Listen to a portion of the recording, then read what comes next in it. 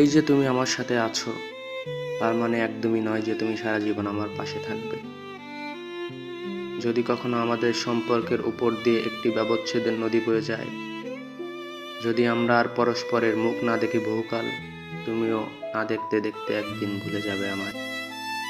একটি মানুষ যখন দূরে চলে যেতে যেতে একটি বিন্দু হয়ে মিলিয়ে যায় দিগন্তের ওপারে, ঠিক তেমন করেই যদি মিলিয়ে যেতে হয়, তুমিও ঠিক ভুলে যাবে আমায়। আজ আমার সাথে আছো, আর একদিন অন্য কেউ তোমার হাত ধরে থাকবে, কাচের চুড়ি ভাঙবে অন্ধকারে। তুমি একদিন বাধা দিবে সঙ্গমে, কিন্তু তার মানে এই নয় যে তুমি কখনো উপভোগ করবে না তার শরীর।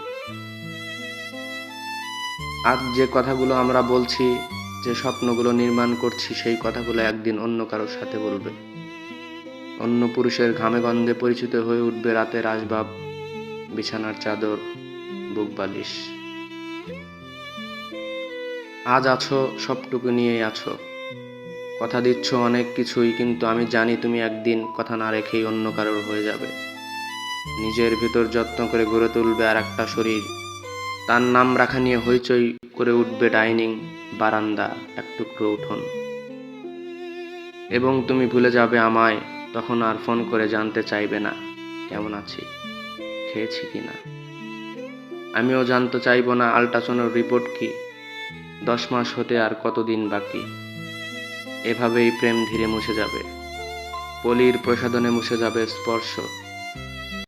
তখন তোমার মনে পড়বে আমায়,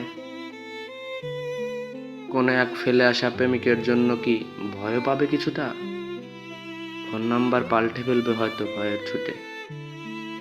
এই যে আছো, খুব কাছে আছো, তোমার চুলের গন্ধে মাতাল হচ্ছি, তোমার আঙুলে সাঁতার কাটছি ইচ্ছে হলেই। একদিন সব অধিকার ভুলে তুমিও ভীষণ কামকলা শিখে যাবে। দুটি শরীর কাছে এলে কতটা বিদ্যুৎ বয়ে যায়, তখন জেনে যাবে তুমি। আর এভাবেই ভেঙে পড়ে প্রেমের দেয়াল, গড়ে ওঠে প্রথাগত সংসার।